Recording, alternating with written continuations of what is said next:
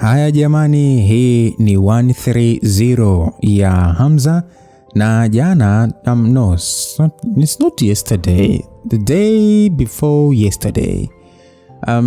Nilikwambia kwamba unahisi huyo mwanaume ambaye ni mzee ni nani na huyo mwanamke ambaye ni wa kisoja ni nani. Basi kwa sekunde chache sana naomba nithamini ujumbe wako msikilizaji, kwa wachache kati ya wengi ambao nimeweza kuwaona. Esther Mlai anasema ya kwamba ni mwamba Hamza na wifi Regina. Sawa. Afu komenti nyingine nikaona hapa kutoka kwa Zuhura Mwavyoni. Yes, kitu kama hivyo. Zuhura Mwavyoni anasema mwanamke wa kisoja ni Eunice, huyu mbaba ni Armani mzee. Sawa. Alafu ujumbe wa mwisho, comment ya mwisho sasa kati ya nyingi sana, ni kutoka kwa Halima Kidatu ambayo naona pia imekuwa na like nyingi. Inasema ya kwamba mwanaume ni sukari ya warembo, si mwingine ni Hamza, na mwanamke ni mrembo Eunice. Sasa tutakwenda kujua, je, mlivyojibu kwenye komenti zenu ni sahihi ama mmeingia choo cha kike? Langu jina ni Lucas Lumbas na hii ni 130 ya Hamza. Basi bwana, ni kwamba mwanajeshi yule wa kike mara baada ya kusikia sauti hiyo ikisema ya kwamba ingawa nimezeeka kidogo, nadhani bado sura yangu haijapoteza muonekano wake kiasi cha kutokufahamika, si ndio? Basi mwanajeshi wa kike mwili wake wote ulitingishika, ikiwa ni kama kwanza mdomo alikuwa amesimama kama vile hakuamini. Kilichoonekana ni midomo yake ikicheza tu, lakini hata neno moja lilishindwa kumtoka kwa mshangao ambao alikuwa nao. Habari za siku nyingi Captain Eunice.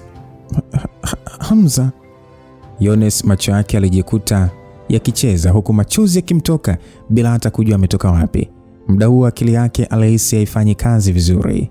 Mwanamke yule mrembo na yule mwanaume mwenye muonekano wa kihenga, ama wengine wanamuita mwanaume sukari, basi walishia kuangaliana tu kama vile ilikuwa mara yao ya kwanza kukutana. Hamza kawa muhenga msikilizaji, jemedari anaenda kushushiwa kipigo. Ngoja tuone, tunasonga mbele. Naam, ni ndani ya makazi ya jemedari. Upepo ulikuwa ukivuma kwa namna ya kufanya eneo hilo kutawaliwa na amani kubwa. Upande wa bustani siku hiyo, sehemu ambayo ungekaa na kikombe cha chai na kupata burudiko la harufu safi ya mimea, lakini siku hiyo haikuwa sehemu ya kupumzikia kabisa. Badala yake, eneo hilo lilikuwa limetawaliwa na harufu nzito iliyowafanya watu wengi kukaa mbali. Fiona aliyekuwa amevalia mavazi ya baridi lakini ya kikazi zaidi, muda huo hakuwa na ule muonekano wa kistaa tena, bali alikuwa na muonekano kama wa mkulima. Alionekana kuangalia wafanyakazi waliokuwa wamebeba mbolea kwenye ndoo na kufanya uso wake kuzidi kupauka. Mbolea hiyo ingekuwa heri kama ingekuwa imeiva sasa, lakini ilikuwa ni mavi ya ng'ombe mabichi kabisa yaliyotolewa kwenye mabanda ya ng'ombe na farasi. Harufu yake ilikuwa ni nzito kweli kweli na kusambaa eneo lote la bustani. Jemadari aliyekuwa amevalia mavazi machafu alishia kupiga hatua huku akimpa Fiona chepeo la kuchotelea mbolea. Sasa jemadari akasema kwamba hebu angalia, msichana, hebu ufuatisha ninavyofanya. Fiona aliona kuua kuku, kuchambua mboga na hata kuua nyoka. Hayo yalikuwa ni masuala mengine, lakini awamu hiyo hata kuanza kupambana na kinyesi ilikuwa ni ngumu. Alafu mbaya zaidi, kwenye kinyesi hicho aliona wadudu wazito wakizurura wakifurahia makazi yao. Sasa jemadari akaongea akasema kwamba Fiona, kwa nini umeduaa tu? Chukua bana. Alisema sasa akiwa na tabasamu kama kawaida yake. Mikono ya Fiona ilisha kutetemeka tu huku akipokea chepeo hilo la kuchotea mbolea. Alijitahidi kujifariji kwa kujiambia kama jemadari mwenyewe anachota kinyesi, yeye ni nani hata asifanye kama yeye. Matokeo yake alishia kuvuta pumzi ndefu na kuishusha mara kwa mara, lakini aligundua pumzi hiyo ilikuwa ni kama amekula harufu yote ya kinyesi. Hata hivyo alishia kuchota kinyesi hicho na kumfuatisha jemadari katika kila alichokuwa akifanya, huku uso wake wa kirembo ukiwa umeiva. Basi jemadari alicheka akasema kwamba pua zako zikishazoea hii harufu utaiona ya kawaida kabisa. Fiona alijiambia kama bwana huyo asingekuwa jemadari, basi angeshamlaani kwa nguvu. Fiona alishia kusema kinyonge ya kwamba sawa babu, lakini hakuweza hata kucheka. Kundi la wafanyakazi wa familia hiyo walikuwa wamekaa kwenye vibweta wakiwa wameachama tu kutokana na kukosa kazi ya kufanya. Wakati huo walipomwangalia Fiona akiteseka na kinyesi, wote walionyesha hali ya kumhurumia, lakini wasingeweza kufanya chochote. Basi mmoja wa wafanyakazi aliyekuwa busy akiandaa mbegu za matikiti maji akauliza kwamba Mama Pili, hivi unadhani Fiona ataweza kumaliza hii kazi leo? Basi Mama Pili akasema hata sijui, ila Fiona kwa jinsi anavyomheshimu mzee atavumilia mpaka mwisho. Mzee mwenyewe kwa heshima alionayo hajikwezi, na sasa anafanya kazi ya kuweka mbolea sisi tukiwa hatuna cha kufanya. Basi mwanamume mzee sana aliyekuwa akivuta sigara aliwakaribia wafanyakazi wale akasema kwamba hey, acheni kuongea kwa sauti bwana, hivi mjui mzee ni jemadari na anasikia hata sauti ndogo. Basi mwanamume mwingine, ni mwanamama sio mwanaume, mwanamama mwingine akauliza kwamba Mzee Makame, unajua umekuwa ukifanya kazi ndani ya familia hii kwa zaidi ya miaka 40 sasa. Hivi ulishawahi kumwona jemadari akipigana? Basi akajibiwa kwamba wakati mimi nilipopata kazi hapo kwa mara ya kwanza nilikuwa na miaka 20, lakini kwa kipindi chote hicho sijawahi kumwona jemadari akikasirika kiasi cha kumpiga au kupigana. Aliongea kwa tabasamu la haya. Kundi hilo la wafanyakazi waishio hapo na wale waliokuja wote walikuwa katika hali ya mshangao. Ukweli ni kwamba tokea waanze kufanya kazi hapo hawajawahi kumuona jemadari akifanya mazoezi kabisa, wala hata kukasirika hawajawahi. Yaani walichomzoea nacho mzee huyo ni kula tu na kwenda kuinda.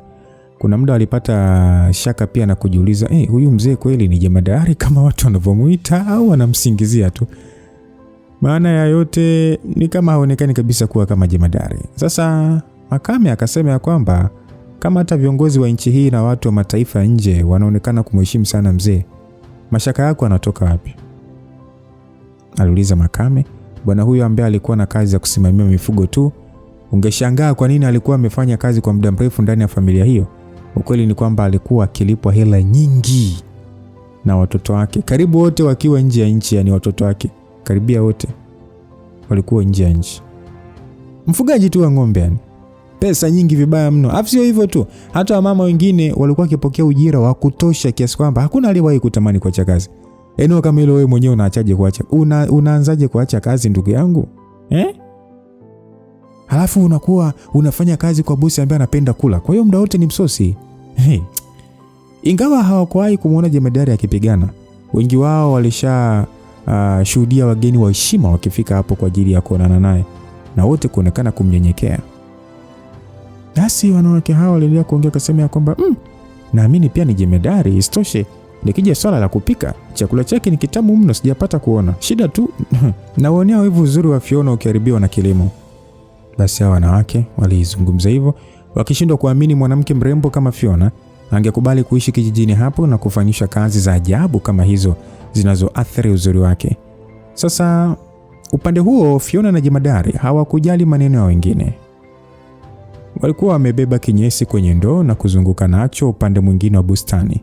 Ni bustani ya mboga za majani yenye muonekano wa kuvutia mno, na upandaji wake ulikuwa katika mpangilio wa kipekee mno na kufanya mtu anayeangalia atamani kuwa na kamera kupiga picha. Kwa mtazamo wa Fiona, aliona kwa upekee wa bustani hiyo ya mboga, inaonekana jemadari alikuwa ametumia hisia nyingi katika upandaji wake. Hata hivyo, alivyofikiria uchungu anaopitia kutokana na bustani hiyo, Fiona hakuweza kukubali kabisa uzuri wake. Jemadari akasema kwamba Fiona, hebu angalia na uone. Kuwekea mbolea ni rahisi sana, unapaswa kuiwekea mbali na mzizi. Ukiweka karibu zaidi, unaishia tu kuozesha mizizi. Kutokana na mbolea aina hiyo kutunza unyevunyevu kwa muda mrefu. Aliongea jemadari, huku sasa akichukua chepeo la kinyesi na kulizungushia kwenye mmea kwa namna ya kumwelekeza Fiona. Fiona alishia kuongeza ujasiri wake tu, na kisha alifuata kile anachofanya babu jemadari. Na yeye pia aliweka mbolea kwenye shina. Alijisikia kichefuchefu mno kutokana na harufu na pia minyoo iliyokuwa ikionekana kwenye mbolea hiyo, na kumfanya ashushe kinyesi kile kwa nguvu na kusambaa. Fiona alishia kupiga makelele akasema mara baada ya kuona kinyesi kile kimetapakaa kwenye miguu yake. Jemadari huku akicheka akasema kwamba msichana unapiga makelele ya nini wakati ni kinyesi kidogo tu? Fiona akasema kwamba mimi nakulomba bwana, kwani lazima mimi nifanye kazi? aliongea Fiona akionekana kushindwa kuvumilia. Fiona aliendelea kuzungumza akasema kwamba au tu kwa kuwa ni mimi ni mkwe wa familia hii basi lazima kwanza nijue kuwekea mimea mbolea. Mara baada ya kusikia Fiona akimbwekea jemadari, wafanyakazi wote waliokuwa wamekaa kwa stari zao wakashikwa na wasiwasi. Hakuna hata mmoja aliyethubutu kuongea na jemadari namna hiyo. Hivi unaelewa? Sentensi tu ya kwamba mimi nakulaumu bwana, kwa lazima nifanye hii kazi. Unamjibu jemadari hivyo? Au unamjibu ya kwamba au tu kuwa mkwe wa familia hii lazima kwanza mimi nijue kuwekea mbolea? Unamjibu jemadari hivyo? Hakuna na hajawahi kutokea mtu akamjibu hivyo. Hakuna hata mmoja aliyethubutu kuongea na jemadari namna hiyo. Hata watoto wake wenyewe walikuwa kimofia. Jemadari hakuonekana kuwa na hasira. Alishakumwangalia Fiona aliyekuwa na machozi usoni na kuuliza kwa tabasamu tu ya kwamba nini tatizo, kwani binti inamaanisha upende kujifunza namna ya kuandaa bustani kutoka kwangu? Fiona akasema ndio, mimi sipendi kufanya kazi za namna hii bwana. Mimi nimekulia mjini, kupika tu ni kazi ngumu kweli. Na hii pia ni kazi kubwa sana. Babu akasema ya kwamba kumbe ndio ulivyokuwa ukijisikia Kwa nini sasa ukoongea mapema kama haupo tayari kujifunza kutoka kwangu? Aliongea jemadari kwa masikitiko. Fiona alihisi alikuwa amemkosea heshima kidogo jemadari. Hivyo alijitetea kwa hofu akasema kwamba sio kama anakosea heshima, ni kwamba tu mimi nashindwa kuelewa kwa nini nimekuwa wa kufanya kazi za namna hii. Basi jemadari alikuwa na tabasamu lisilokuwa tabasamu, lakini hakuongea chochote. Alishia kuinua kichwa chake na kuangalia upande wa pembeni. Jemadari akauliza kwamba Salome, kuna tatizo? Basi Salome akasema kwamba master, familia Mjema imetuma ujumbe na kusema mwanajeshi wao hatari Utapi Chifunda ametoka mafichoni na ameanza safari ya kuja hapa nyumbani leo. Wanasema kwa miaka 50 Chifunda alijiandaa na sasa amefikia hatua ya kutaka kushindana na wewe master. Mara baada ya kusikia maelezo hayo, Fiona alipoteza kulia kwake na kujikuta kiamake. Sasa alijiuliza kwamba Utapi Chifunda inamaanisha ni kweli huyo mtu yupo hai. Alishawahi kusikia habari zake kutoka kwa babu yake na mara moja alifikiria kama yupo hai basi atakuwa na zaidi ya miaka 200. Hata Fiona ambaye hakuwa akijua sana kuhusu masuala ya familia alielewa kama mtu huyo yupo hai na anakuja hapo basi ni swala zito sana. Alijua ni sawa na Utapi kutangaza vita na jemadari aliyekuwa na umri wa zaidi ya miaka 400, ambaye ndiye kiongozi wa umoja wa uungu wa kale.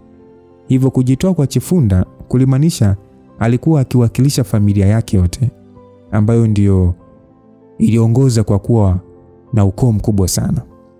Kama Utapi Chifunda kaamua kujitoa kimasomaso kwa ajili ya kushindana na jemadari, basi inamaanisha kwamba uwezo wake sio mdogo. Lakini hata hivyo, kama Utapi alikuwa na umri wa miaka 200, basi moja kwa moja inamfanya jemadari kuwa na umri mkubwa zaidi na pengine kuwa na mafunzo ya nishati ya zaidi ya miaka 200 kulinganisha na Chifunda. Lakini katika swala la mapigano, umri sio kila kitu. Ni kama ambavyo wapo wanasayansi walio na umri mkubwa, lakini kijana mdogo mwenye uwezo mkubwa akafanya gunduzi ambazo hata mwanasayansi mkongwe hajawahi kufikiria. Hivyo hata kama Chifunda alikuwa amezidiwa umri na jemadari, ili mradi ameweza kupata ufunuo mkubwa, basi ana uwezo wa kupambana naye pia. Ilikuwa dhahiri kama Chifunda ataweza kupigana na jemadari na hata kutoka draw, basi nguvu ya familia mzee ingeshuka mno na pia ushawishi wa jemadari hautabakia vile vile. Mara baada ya kufikiria hayo yote, moyo wa Fiona uligeuka na kuwa mzito. Ingawa hakuwa ameolewa na Hamza, alijichukulia kama sehemu ya familia. Hivyo alijua kama familia Mjema ikifanikiwa kuwa na nguvu, basi familia yake ya kule nyumbani tu itakuwa katika matatizo. Uso wa Fiona ulikuwa na wasiwasi wakati akimwangalia jemadari. Alitaka kujua ni namna gani jemadari angekabiliana na swala hilo. Lakini kilichofuatia kilikuwa ni tofauti kabisa na alivyodhani. Basi jemadari akasema kwamba kumbe ameshatoka huko alikokuwa amejificha miaka yote hiyo. Bahati mbaya tu nina mbolea sijamaliza kwa leo. Unaonaje ukifanya hivi, kama Utapi Chifunda akishafika mapema mkaribishe tu sebleni? Haina haja ya kuwafanya wageni wetu kuja kwenye bustani yenye harufu kali kama hii. Nikishamaliza kuweka mbolea na kuoga nitaenda kusalimiana naye. Basi upande wa Bi Salome alionekana kujua hilo lingetokea, hivyo hakushangaa. Alishetu kutoa tabasamu. Akasema kwamba mzee, mimi mtumishi wako, nitaenda kuandalia wageni chai sasa hivi. Basi Fiona alizidi kuwa na wasiwasi. Yaani inamaanisha jemadari kaamua kumpa jukumu mfanyakazi wake kukarimiana na wageni hao. Kwake aliona haijalishi jemadari alikuwa busy kiasi gani, angepaswa kuacha anachofanya na kwenda kuonana na wageni hao kwa muda. Sasa jemadari akasema ya kwamba afu nimekumbuka kitu kingine, hebu wasiliana na mzee Jonasia, mzee Kabwe na Bi Maziko Hombuli kuhusu kuonana na Chifunda. Hao wote ni marafiki wa Chifunda kwa miaka mingi. Aliongea jemadari na Salome alitingisha kichwa akasema nitafanya hivyo master. Mpaka pale Bi Salome anaondoka eneo hilo, Fiona alijihisi kama bado anaota. Alijiambia jemadari yupo serious kweli Yaani swala kama hilo anataka watu wengine ndio wadili nalo. Alijua lazima Chifunda anafika kwa shari muda huo. Na kama jemadari akikataa kujitokeza moja kwa moja angekasirika. Sasa Fiona akasema kwamba babu, kweli hutaki kwenda kufanya maandalizi? Lazima kuna sababu ya watu wa ukoo wa Chifunda kuja moja kwa moja. Hatupaswi kuchukulia hili swala kiwepesi. Babu jemadari akasema kwamba amekuja kutaka kushindana, haina haja kuwa na wasiwasi hivyo. Fiona akasema lakini babu, hiyo ndo sababu ya wao kukutumia ujumbe. Madhumuni yao ni kutaka kuonyesha uwezo wao. Babu akasema ni sawa, lakini hakikisha unafanya swala moja badala lingine. Sasa hivi mimi niko busy na bustani yangu, nikishamaliza ndilo hilo litafuatia sasa. Fiona akasema lakini kuna baadhi ya mambo yanapaswa kupewa kipaumbele. Kwa namna yote ile kukutana na hao watu wa ukoo wa Chifunda ni jambo la kipaumbele zaidi ya hii bustani. Jemadari akajibu bila kujali akasema kwamba Fiona, kuendelea kuwa na wasiwasi hakusaidii chochote. Kama unakosa uvumilivu basi na wewe nenda ukasaidiane na Salome kukarimia wageni. Kwanza hii kazi ishe na hilo ndo litafuata. Aliongea hivyo bila kujali. Sasa mdogo Fiona alihisi atapandwa na ukichaa. Alijiambia au ni kwa sababu jemadari amezeeka na uwezo wake ulikuwa umeshuka kuliko alivyokuwa mwanzo ndio maana anaongea hivyo. Aliona pengine kupika na kula siku nzima ni njia ya kuficha uhalisia kwamba uwezo wake ulikuwa umeshuka mno. Fiona aliamini kuishi miaka mingi na kuutunza uwezo wako usiishe kwa miaka yote hiyo ni jambo ambalo pengine aliwezekani. Na pengine muda huu jemadari alikuwa kama wazee wa kawaida tu na alichoweza kufaidika ni ujana wake pekee. Fiona alifikiria na hamu ya kuendelea kusaidiana na jemadari kuweka mbolea ilimwishia kabisa. Muda huo jemadari hakujali. Aliinua kichwa chake kuangalia wafanyakazi waliokuwa wamekaa. Basi mzee jemadari akasema kwamba Makame, Mama Pili na wenzako hebu njooni hapo wote. Baada ya wafanyakazi hao kuitwa, waliachana na kile walichokuwa akifanya na haraka sana walisogea alipo jemadari. Basi wakauliza kwamba mzee, kuna maagizo yote kwetu? Jemadari akasema nadhani mmesikia kuna ugeni, hivyo haina haja ya kufanya kazi mwenyewe na kumchelewesha rafiki aliyekuja kutusalimia kwa muda mrefu. Hebu nisaidieni tumalize haraka. Basi wakajibu kwamba master, kwa nini usituachie kazi na wewe kwenda kusalimiana nao? Mzee Chifunda ni mtu mkubwa sana. Hata wafanyakazi hao walijua umuhimu wa jemadari kwenda kusalimiana kwanza na mzee Chifunda. Ndio maana walikuwa na wasiwasi kuona jemadari yupo busy badala ya kwenda kuonana naye. Basi mzee akasema kwamba kama ni hivyo msiishie kuniangalia tu, kila mmoja ashike sehemu yake ili tumalize haraka. Basi wafanyakazi hao walishindwa kufanya chochote. Wakaishia tu kuungana na Fiona na kusaidia kuweka mbolea. Sasa ndani ya bustani hiyo, wakati wakiwa busy, Fiona aliweza kuhisi pressure iliyokuwa ikisogea. Alishia tu kusimama pembeni akiangalia kila kitu kwa wasiwasi mkubwa sana machoni. Alikuwa akimwangalia mno jemadari kana kwamba akitafuta viashiria kama mzee huyo ana nguvu zote za kupambana na huyo mbabe wa ukoo wa Mjema. Lakini alishindwa kuona chochote. Ni muda huo kutokea upande wa anga la kusini, kivuli cha mtu kilionekana kikitokea na kupotea kwa kufumba na kufumbua tu. Kivuli hicho kilikuwa kimeambatana na upepo mkubwa na mlio fulani hivi wa mnyama asiyeeleweka sauti yake. Watu wote waliokuwa ndani ya eneo hilo walishajua lazima ni mtaalamu Chifunda amefika, na wote walijikuta wakiinua macho yao kuangalia. Muda huo ilionyesha wazi bwana huyu alikuwa akifanya juhudi kubwa kuhakikisha kufika kwake kunatambuliwa na watu. Basi ndani ya hilo eneo la bustani, wafanyakazi walijikuta wakiongea wao kwa wao kwamba yule mtu ndo mzee Chifunda. Bwana, ndio mara yangu ya kwanza kuona mtu anapaa. Huna haja ya kushangaa wewe, kwa mtu anayetaka kupigana jemadari anashindwaje kupaa?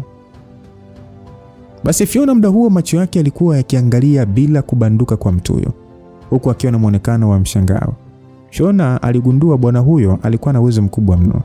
Aliona ndio maana haikushangaza alikuwa na ujasiri wa kushindana jemadari. Inasemekana kwamba ingawa jemadari alikuwa na uwezo mkubwa sana wa mafunzo ya nishati, lakini kuhusu uwezo wake wa kuamsha damu haukuwa mkubwa sana. Ndio maana wengi walivyokuwa wakifahamu, licha ya kwamba hawakuwahi kumuona jemadari akishindana. Lakini pia ni wazi kwamba kutokana na nguvu ya damu ya simba joka, kitendo cha yeyote kuweza kuamsha damu hiyo, basi mafunzo yake mengine ya nishati yataongezeka kwa kasi mno. Hivyo kwa mtazamo wa watu kadhaa wenye uelewa, waliona kama mtu akiweza kufikia level ya mkondo wa damu na kuwa na uwezo wa kutumia upepo kupaa, basi moja kwa moja mtu huyo amekaribia level ya pumzi ya joka simba. Sasa Fiona mwenyewe alihisi mikono yake ikiwa ya ubaridi kama ina barafu hivi, huku kwa wakati mmoja akimwangalia jemadari ambaye hakuonekana kushtushwa na ujio huo kabisa.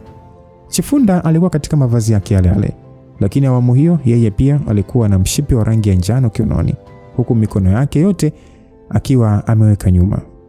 Mara baada ya wazee kadhaa waliokuwa wakiishi katika eneo hilo kuona hatimaye Chifunda amefika, wote walitoka kwenye nyumba zao na kwenda kumpokea. Hata hivyo waliona wasingeweza kufanya chochote kwa sababu swala hilo la mapokezi lilipaswa kufanywa na jemadari mwenyewe. Basi Bi Salome akasema kwamba Mr. Chifunda, karibu ndani na uketi, nimeshakuandalia chai maalum kwa ajili yako. Alongevo Bi Salome akiwa na tabasamu zito usoni. Ila upande wa Chifunda hakumwangalia hata Salome usoni, na mara moja aliuliza kwa sauti ya ukali ya kwamba yuko wapi Simba? Kwa nini hajatoka kunipokea? Ingawa kwa umri jemadari alikuwa mkubwa kumzidi Chifunda, bado haikumfanya Chifunda kuwa na umri mdogo pia. Hivyo haikuwa tatizo kumuita jemadari kwa jina lake fupi tu la Simba. Ikumbukwe jina kamili la jemadari ni Simba Mzee Mkongwe. Hilo ndio jina kamili la jemadari, Simba Mzee Mkongwe. Basi Chifunda akajibiwa kwamba master yupo bustanini anamwaga mbolea, ameona mwili wake utakuwa na harufu, hivyo aliniomba nikupokee kwanza mpaka atakapomaliza. Chifunda akiwa na macho makali akasema, nini? Kwa hiyo anaona bustani yake ni muhimu zaidi kuliko mimi? Salome akasema, Mr. Chifunda, ujio wako umekuwa wa ghafla sana, hivyo jemadari hakutarajia kama ungefika leo. Ndio maana hajamaliza kwa wakati na kuja kukupokea. Chifunda akasema, anafanya makusudi tu kunidharau kwa sababu bado anajiona ni jemadari. Basi mzee Jonasia akasema kwamba kaka Chifunda, nadhani unamjua mzee alivyo hivyo usijali sana kuhusu hili na tumsubiri tu. Kwanza sisi marafiki zako hatuja kuona kwa muda mrefu sana. Unaonaje tukikaa chini kwanza na kukumbushana aliyopita? Basi mzee mwingine naye akasema kwamba kweli kabisa bwana, kwa sasa Mr. Chifunda ameshafikisha level ya mkono wa damu, kwa hiyo inatufanya wote hapa kuwa na wivu bwana. Mtu mwingine naye akaongea akasema kwamba pia tulitamani kuchukulia nafasi hii kama sehemu ya kupata mafunzo kadhaa kutoka kwako. Mzee Chifunda alishia kuangalia wazee hao kwa namna ya kuwachunguza, na kisha pale pale alionyesha uso wa kejeli. Akasema kwamba nyie wazee mmeanza mafunzo muda mrefu sana, lakini mpaka sasa hakuna hata mmoja wenu aliyefikia level ya ushuhuda wa mwili. Hata kama nikiwaelezea mtaelewa chochote kweli? Aliongea. Basi wazee hao nyuso zao zilishia kukakamaa. Walikuwa na hasira lakini wasingeweza kufanya chochote. Basi Chifunda akasema kwamba nenda kamwite huyo Simba hapa bwana, vinginevyo nitaenda huko bustanini, anakujifanya kama kobe mwenye woga. Basi mara baada ya kusikia maneno hayo, wazee hao wote walishia kujikatia tamaa kumtuliza mtu huyo. Sasa mzee Mahiko alisema ya kwamba bwana Chifunda, unapaswa kujizuia kutokuongea kwa dharau. Unaweza kutudharau sisi, lakini unawezaje kumdharau kiongozi wetu wa ukoo? Au unadhani ni kwa sababu tunakuogopa? Aliongea hivyo mzee Mahiko. Sasa Chifunda akasema kwamba heshima haiombwi, bali inapiganiwa kwa nguvu zenu zote.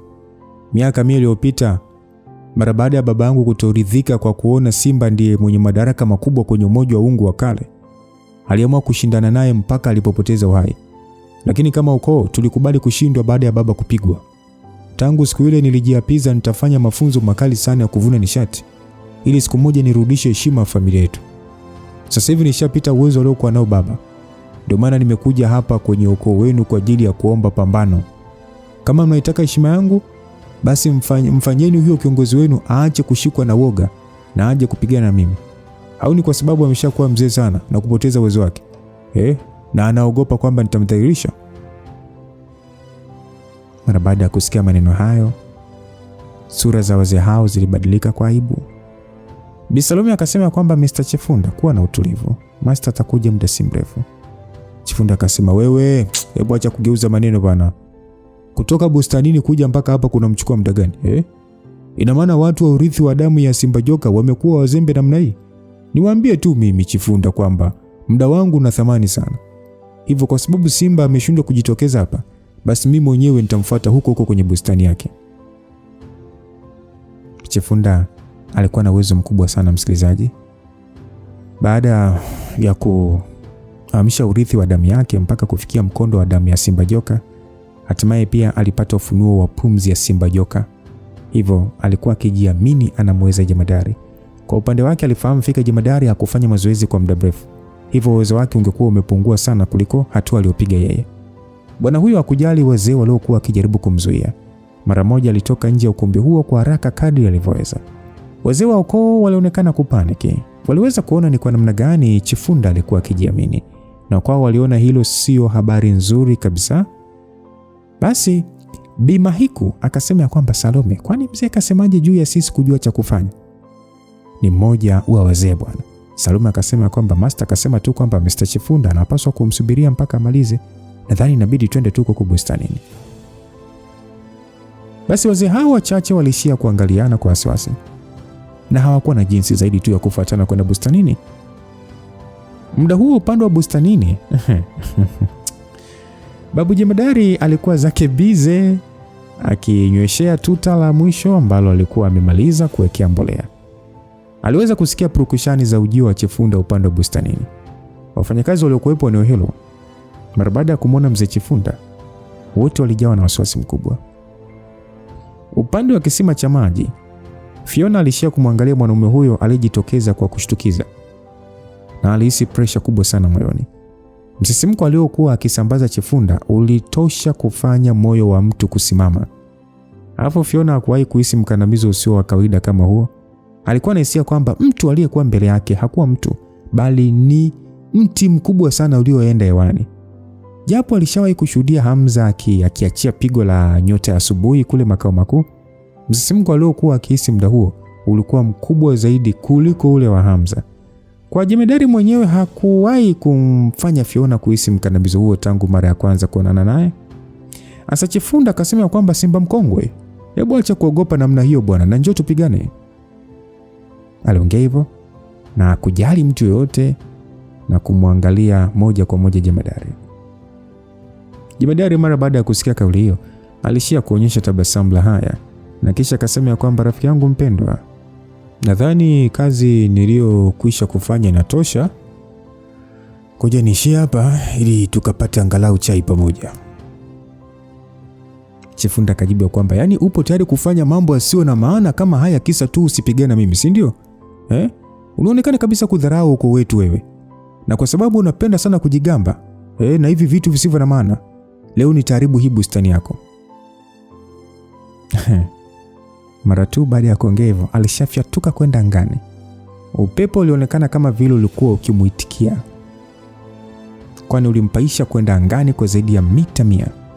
Chini ya mshangao wa wanafamilia hao, Utapi Chifunda aliangalia bustani hiyo iliyokuwa ikimweka bize jemadari kwa chini.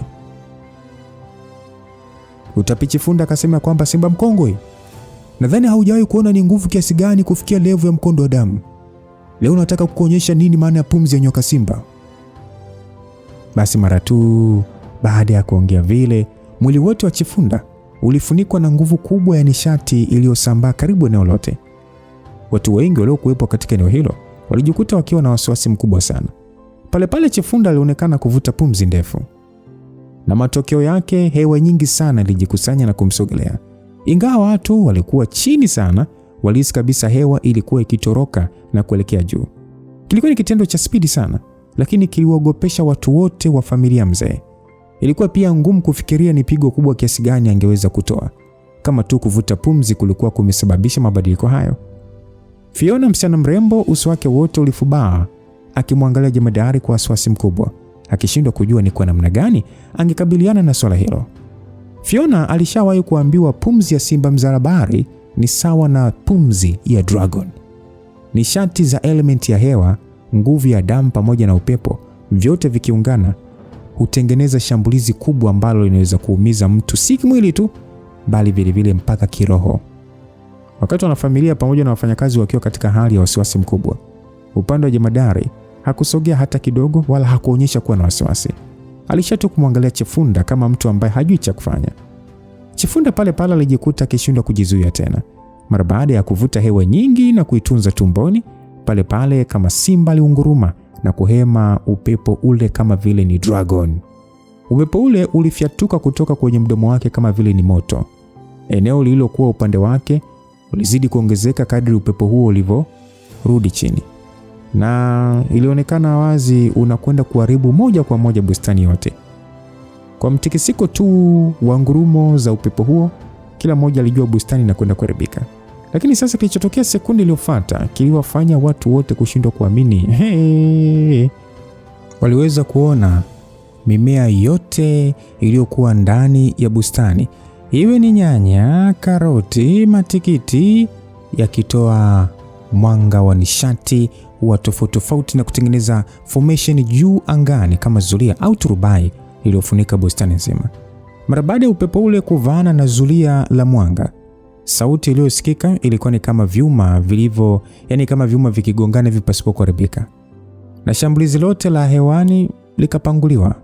Bustani lile ikazima mwanga ule kama vile hakukuwa na kilichotokea. Wanaoko hao, wafanyakazi na Fiona, wote waliangalia mwanga ule wa nishati ukipotelea angani, kama vile kila walichoshuhudia kilikuwa ndoto. Chifunda aliyekuwa juu angani alijikuta akipagawa, huku macho yake akionyesha mshangao kama kaona mzimu hivi. Hakuamini kama pumzi ya joka simba aliyokuwa ameiboresha kwa zaidi ya miongo kadhaa imeweza kupanguliwa na nishati pekee iliyotolewa na mimea. Chifunda akasema, hapana, haiwezekani bwana. Chifunda alijikuta akijawa na hasira na kubweka kwa nguvu. Upande wa jemadari alishatu kutoa pumzi ya masikitiko, huku akiangaliwa na watu waliokuwa wakimshangaa. Jemadari akasema kwamba, rafiki yangu, nimeihudumia hii bustani kwa uangalifu mkubwa kwa miongo mingi. Kila mmea unaouona na kila tuta unaloliona ni kutokana na umakini mkubwa nilioweka. Yaani unataka kuharibu bustani yangu niliyoitolea jasho kwa miaka mingi? Huo sio ungwana kabisa. Basi mara baada ya kutuliza mawenge ya mshangao, Chifunda alijikuta kwa umakini kabisa akianza kuichunguza ile bustani. Aliona yalikuwa ni makosa yake kutokuangalia kwa umakini mwanzo, kwani muda huo baada ya kuangalia mimea iliyopandwa kuzunguka bustani hiyo, macho yake ni kama alipata uelewa. Chifunda akasema, ardhi, maji, mti, hewa. Aliongea Chifunda kwa namna ya kuhesabu mimea bila kuelewa alikuwa akijaribu kumaanisha nini. Basi Chifunda akasema kwamba geti la uhai na kifo limetengenezwa duniani. Nguvu ya mwezi, nguvu ya jua, hii itakuwa.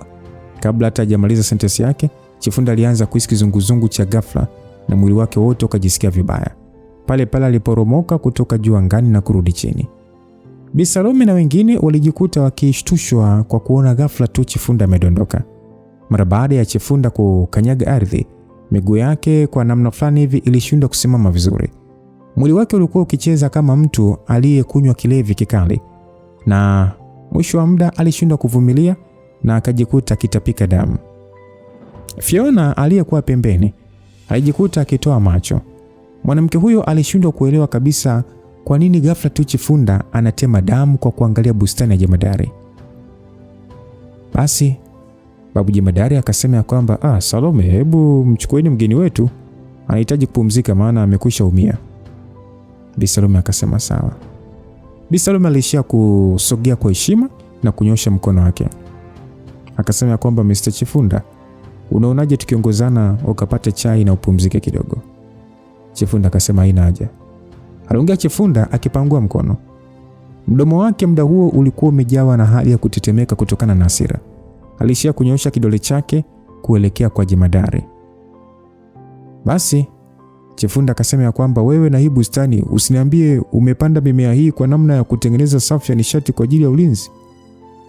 Jemadari akasema, Chifunda, hakika wewe ni mwenye hekima kwa kuweza kugundua hilo. Basi Chifunda naye akasema ya kwamba kama ilivyo kawaida yako, umepanda bustani kubwa hapa ya kinimacho tu, kumbe ulichotengeneza ni safu ya ulinzi wa kinishati. Umepangilia mimea hii kwa namna ya rangi, maumbo yao na madini yanayokusanya ili kunyonya nishati ya mbingu na ardhi. Laikisi ongezeko la nishati inajilinda kwa kutoa nguvu kinzani. Simba mkongwe, wewe ni mwovu mno. Yaani umeamua kutumia mbinu ya ajabu namna hii kushambulia uwezo wangu kweli, kwa kuchafua mpangilio wa nishati iliyoko ndani yangu kweli? Mara baada ya kuongea maneno hayo, watu wote waliokuwa katika eneo hilo walijikuta wakibung'aa. Walijiuliza, nini? Yaani bustani hiyo ilikuwa ni safu ya ulinzi wa kinishati? Walikuwa wameshamwona jemadari akileta vurugu kwa mtu yeyote aliyejaribu kugusa bustani yake pasipo mpangilio. Kumbe haikuwa tu bustani kwake. Fiona alijikuta akiamka kutoka katika mshangao mkubwa. Pale pale alielewa Chifunda alikuwa ameumiza uwezo wake mwenyewe kutokana na bustani hiyo kutoa nguvu iliyochafua uwezo wake. Kwa Chifunda ilikuwa ni kama kirusi kinachojaribu kushambulia tarakilishi, lakini baada ya kushambulia kinashambuliwa chenyewe na mifumo ya ulinzi wa tarakilishi. Kilichomfanya kuumia ni mara baada ya kuona shambulizi lake limeshindwa kuharibu bustani hiyo, alijaribu kuona namna gani jemadari alitenga safu hiyo, na matokeo yake alishia kujiumiza mwenyewe. Fiona mwenyewe alidhani jemadari angetumia uwezo wake aliouficha kwa muda mrefu kushindana na Chifunda, ila kutegemea kama bwana huyo hata kwa kutumia shambulizi lake la pumzi angeshindwa kuharibu bustani hiyo na matokeo yake kuumia mwenyewe. Unajua, ilikuwa ni inashangaza sana kwa sababu hata kabla ya jemadari hajafanya jambo lolote, adui yake alishaanza kutema damu kwa kushambuliwa na bustani yake tu. Basi jemadari akasema ya kwamba, Chifunda, mimi nadhani umenielewa vibaya. Nilichofanya ni kupanda mimea kwa mpangilio maalum kwa ajili ya kumea vizuri. Sikuwa na nia ya kukuumiza. Mimi sikupanga pia kuonyesha nguvu ya hii bustani. Nilitaka tu iwe ya chakula. Chifunda akasema, acha kuongea ujinga. Nakubali kwamba mbinu zako za kimiujiza ni kubwa kuliko zangu. Lakini kudhani kama naweza kuondoka hivi, umenidharau sana. Basi Chifunda pale pale alivuta pumzi ndefu na kujaribu kujituliza, kama vile mtu anayevuna nishati. Kisha baada ya hapo alipiga hatua moja mbele akitaka kumsogelea jemadari. Hata hivyo, kabla hajapiga hatua ya pili, aliweza kumwona Salome akisimama mbele yake akiwa na tabasamu. Basi akasema kwamba, Mr. Chifunda, mbele yako kuna mashimo ya mbegu za tikiti, ukiendelea kusogea utaziharibu. Chifunda akasema kwamba, mtumwa kama wewe asiye na maana yoyote unajaribu kunizuia mimi? Hebu sogea mbele yangu bwana, sogea mbele yangu huko. Chifunda alikuwa kizidi kupandwa na hasira. Isitoshe hakuwa amerusha hata shambulizi moja kwa jemadari na kuishia kushambuliwa na nguvu ya bustani tu. Swala kama hilo likifikia wanaokoo wake na watu wengine, lingekuwa fedheha kubwa sana. Hata familia yake isingemwangalia usoni na angejisikia aibu mno kurudi nyumbani. Hivyo alijiambia kwamba kuliko kudhalilika, ni heri kupigana na jemadari mpaka kufa. Ingawa alijua bustani hiyo ilikuwa na ulinzi wake binafsi, aliamini haiwezi kumzidi. Kitendo chake cha kuumia kilitokana na kutokujua mwanzo kwamba bustani hiyo ilikuwa na ulinzi, lakini haimaanishi kwamba ilikuwa na uwezo wa kumzidi. Hivyo Chifunda hakujali kama angeharibu mmea au la. Mara baada ya kuona Salome amemkinga mbele yake, mara moja alitumia mbinu ya kucheza simba na alinyosha mkono wake kutaka kumshika Salome ili amtupie pembeni. Hata hivyo, aliponyosha tu mkono wake, Bi Salome naye alishanyosha mkono na kumshika Chifunda kiganja chake. Chifunda alijikuta akitulia kwa sekunde akidhani anaona maluelue. Alijiuliza kwamba inawezekanaje mfanyakazi kama huyo kuzuia shambulizi lake. Mara moja aliona ni kwa sababu hakuwa na umakini. Akatoa wimbi la nishati kubwa katika kiwango alichofikia na kufanya hewa kuanza kuzunguka kwa kasi, anga likionekana kutetemeka. Basi Chifunda akasema ya kwamba anayejaribu kunizuia mimi anastahili kifo. Aliinua mkono wake wa kushoto na kutengeneza kizingia kilichokuwa kikizunguka mkono wake. Mara baada ya kukipandisha nguvu, mara moja alikirusha. Bwana Chifunda alikuwa amefyatua shambulizi lile kwa kumlenga Bi Salome, lakini kabla hata alijampata, mkono wa kulia wa Salome, japo ulionekana kusogea taratibu, ulikuwa na spidi kubwa sana, kwani alidaka kizingia kile kama vile anadaka mpira wa moto. Bi Salome alishia kutumia mikono yake yote kudhibiti shambulizi lile la kizingia, kama bomu ambalo hakutaka lilipuke na kuharibu mimea. Mara baada ya kuzima mawasiliano ya shambulizi lile na Chifunda, mara moja alirusha kizingia kile kwenda nyuma. Ilikuwa ni kama puto jeusi kwa namna kilivyosogea na kutua kwenye mlima. Ilikuwa kama bomu mara baada ya shambulizi lile kutua kwenye mlima na kusambaratisha mawe na vumbi. Watu wote waliokuwa wakishuhudia mfanyakazi huyo wa familia mzee walijikuta wakishikwa na hofu kubwa sana. Ni kama hawakuamini mlipuko huo uliopaswa kumlipua Salome haukulipuka, na badala yake akauzuia kwa mikono yake tu. Fiona alijikuta akiwa katika mshtuko mkubwa sana, huku akishikilia nguo zake kwa nguvu akimwangalia Salome. Asa hakuamini mwanamama ambaye muda wote alikuwa na sura ya upole na unyonge alikuwa na nguvu kubwa namna hiyo. Chifunda mwenyewe alishindwa kabisa kuamini na kukubali jambo hilo. Shambulizi lake aliloliita nyota ya uharibifu alikuwa ameliandaa maalum kwa ajili ya kupigana na jemadari. Mwisho wa siku inamaanisha shambulizi lake limeshindwa hata kumuumiza mfanyakazi wake. Muda huo hakujua hata Bi Salome kafanyaje mpaka kapangua shambulizi lake. Swala hilo lilikuwa nje kabisa ya uelewa wake wa mafunzo ya nishati. Yaani mtu kudaka nguvu ya mwingine ya nishati na kuitupia mbali. Kwa maneno machache, ilionekana uwezo wa Bi Salome ulikuwa ni mkubwa kumzidi. Hivyo alijiuliza kama hamwezi hata mfanyakazi wa jemadari, je, ana vigezo vya kushindana jemadari mwenyewe? Asa Bi Salome kwa unyenyekevu akasema kwamba naomba uniwie radhi, mimi mtumishi mtukutu, lakini hili ni eneo la bustani na siwezi kuona linaharibika. Chifunda akasema hapana, haiwezekani. Mimi Chifunda nimevuna nishati kwa zaidi ya miaka 200 na nijitenga kwa miaka 50 kwa ajili ya mazoezi. Inawezekana vipi mfanyakazi mdogo kama wewe nishindwe kukufanya chochote? Basi Chifunda alishindwa kukubali kabisa kila kitu kilichotokea mbele ya macho yake. Alijisikia hisia kubwa mno za kudhalilika na uso wake ulishikwa na hali ya kukata tamaa. Na ni muda huo huo alijikuta akitapika damu nyingine. Kiongozi mkuu wa familia Chifunda alikuwa amesafiri kuja nyumbani kwa mzee kwa ajili ya kupambana akiwa na hali ya kujiamini kabisa, lakini kabla hata hajamfikia jemadari mwenyewe ameumizwa na bustani ya mboga mboga na msaidizi wake, kiasi cha kutema damu mara 2 mfululizo. Ingawa wazee wa familia hiyo pamoja na watu wengine walihisi kupatwa na uweni, walijua tokea mwanzo jemadari hawezi kushindwa, lakini kuona Chifunda yupo katika hali ya kusikitisha namna hiyo kabla hata kutimiza azima yake, walimwonea huruma sana. Walijua ni jinsi gani inaumiza kwa kuweka juhudi kubwa namna hiyo na kisha kukutana na uhalisia mwingine.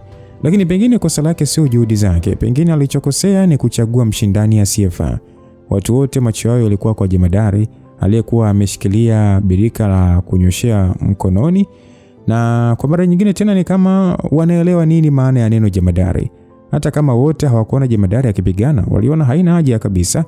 Kupitia kwa Bi Salome ilitosha kuwa kielelezo cha namna gani jemadari alikuwa ni hatari sana. Sasa jemadari akasema kwamba Salome, mchukue Chifunda akapumzike na kisha mchemshie majani ya mwembe akapate nafuu kidogo. Hakikisha pia chakula kinaandaliwa na ale kabla ya kuondoka. Aliongea jemadari. Chifunda akasema haina haja. Chifunda ajikuta akiongea huku sasa macho yake yakionekana kama vile muda wote angetokwa na damu. Akasema kwamba mimi Chifunda, najua uwezo wangu ni mdogo kuliko nyie watu, lakini siwezi kuendelea kudhalilishwa na nyie, na wahakikishia ni swala la muda tu, atatokea mtaalamu ambaye atakuja kurudisha heshima yangu na familia yetu yote. Basi mara baada ya kuongea hivyo, bwana huyo aliamsha tena nguvu yake ya kudhibiti upepo, na kisha kama dhoruba upepo huo ulimkwapua na kumuondoa eneo hilo. Jemadari aliishia tu kukuna sura na kisha akamuuliza Salome kwamba Salome, nadhani hatujamkosea heshima, si ndio? Bi Salome akasema kwamba master, ni kwa sababu Mr. Chifunda ametuelewa vibaya. Eneo letu hili la ukoo wa wazee si sehemu ya kukosewa heshima. Aliongea hivyo Bi Salome kwa heshima. Jemadari akasema kama ni hivyo basi hatuna haja ya kulizungumzia hili zaidi. Aliongea hivyo jemadari kama vile hakujali sana, na kisha aligeuka kuangalia wafanyakazi waliokuwa katika hali ya mshangao. Jemadari akasema kwamba kachangamkeni bwana, chakula cha mchana kisichelewe. Wafanyakazi hao, ingawa walitaka kuangalia bustani hiyo ili kugundua siri yake zaidi, hawakuwa na jinsi zaidi ya kutingisha vichwa vyao na kuondoka. Sasa muda huo Fiona aliyekuwa nyuma ajikuta aking'ata midomo yake, na kama vile ni mtu aliyekwisha kufanya maamuzi, alipiga hatua na kumsogelea jemadari akasema kwamba babu, nataka unifundishe jinsi ya kulima mboga mboga. Jemadari aliishia kutoa tabasamu hafifu tu na kisha akasema kwamba nilidhani haupendi, si umesema hili eneo ni chafu sana kwako. Kuulizwa hivyo, Fiona alijikuta akigwaya huku uso wake wote ukiiva. Mara moja aliishia kuongea kwa sauti ya kujiamini akisema kwamba mimi na miaka 20 na kitu, kwako wewe mimi ni mdogo kiasi cha kutokustahili kuitwa mdogo. Sisi watoto siku zote ni wajinga tu na tunakosa utii. Kwa nini usinipatie nafasi ya mwisho kama mzee mwenye heshima kubwa? Jemadari alishia kutoa kicheko kisha akasema kwamba Fiona, unapaswa kuikumbuka hii siku kwa ulichoongea. Wewe ndiye mwenyewe uliosema kwamba unataka kujifunza na sio mimi niliyekulazimisha. Mimi ni mtu ninayependa mwanzo na mwisho. Kama unataka nikufundishe nipo tayari, lakini nikishaanza mafunzo usije ukaenda kinyume na maneno yako, maana sitokubali kutoona mwisho wa nilichokianzisha. Basi Fiona alishia kukunja mikono yake, lakini hakusita tena. Akiona ujasiri uliojitengeneza machoni mwake, alishia kuongea tu akasema kwamba sitojutia maamuzi yangu. Fiona licha ya kwamba alikuwa na uwezo kidogo wa mafunzo ya nishati, mbele ya wanafamilia hawa alijiona maskini wa kutupwa. Alijiambia pengine ili kupunguza pengo lililokuwa kati yake na Hamza ni kujifunza kutengeneza bustani yenye safu ya ulinzi kama jemadari. Upande wa ng'ambo ya mto huo kulikuwa na mahema kibao yaliyokuwa yamepangiliwa kwa ustadi wa hali ya juu, huku kukiwa na bendera kadhaa za taasisi kubwa za kimataifa ikiwemo WHO. Vilevile palikuwako bendera ya Tanzania ikiwakilisha wanajeshi wa Tanzania. Basi wanajeshi wawili waliokuwa wamejazia meli walikimbia kusogelea upande wa pembezoni mwa mto wakisaidia haraka kufunga boti ile, huku akisema kwamba Captain Yones umerudi. Yones muda huo alisaidia baadhi ya wakimbizi kadhaa ambao waliwaokoa kutoka mikono ya majangili ili wavuke kwenda upande wa kambi. Sasa Captain Yones akasema kwamba Shemkai na Rama, kuna wenzetu 3 wameumia, hebu wachukueni wakaonana na madaktari kwa ajili ya majeraha yao. Hao wengine wachukuliwe kwenda kwenye mahema na wapatiwe maji na chakula. Basi Shemkai na Rama walishia kupiga saluti kisha walitoa maelekezo kwa wenzao. Wakimbizi wale wengine walichukuliwa huku wanajeshi wengine wakiwasaidia kwenda kuonana na daktari. Hata hivyo, mara baada ya kuona mwanaume wa makamo aliyevaa nguo zilizochanika walishia kumshangaa tu. Hii ni kwa sababu mwanaume huyo alikuwa na muonekano ambao haukuwa wa watu wa eneo hilo. Asa Shemkai akauliza kwamba Captain, huyu mzee pia ni mkimbizi? Yones aligeuza kichwa chake na kumwangalia Hamza. Macho yake alionyesha hali fulani hivi ya kutokujisikia kawaida. Alilazimisha tabasamu na kisha akatingisha kichwa akasema kwamba hapana, huyu ni rafiki yangu tu ambaye kwa bahati mbaya nimekutana naye hapa. Basi mwanajeshi mwingine kwa mshangao akasema, rafiki yako? Yaani umeweza kukutana na rafiki yako katika eneo la hatari namna hii? Basi Shemkai na Rama walimwangalia Yones na ugundua alikuwa na hali isiyo ya kawaida. Yones akasema kwamba hivi kwa nini mna maswali mengi bwana, hebu haraka rudini bwana kuendelea na kazi. Mara baada ya wanajeshi hao kuondoka, wanajeshi wengine waliokuwa pamoja na Yones pia waliondoka.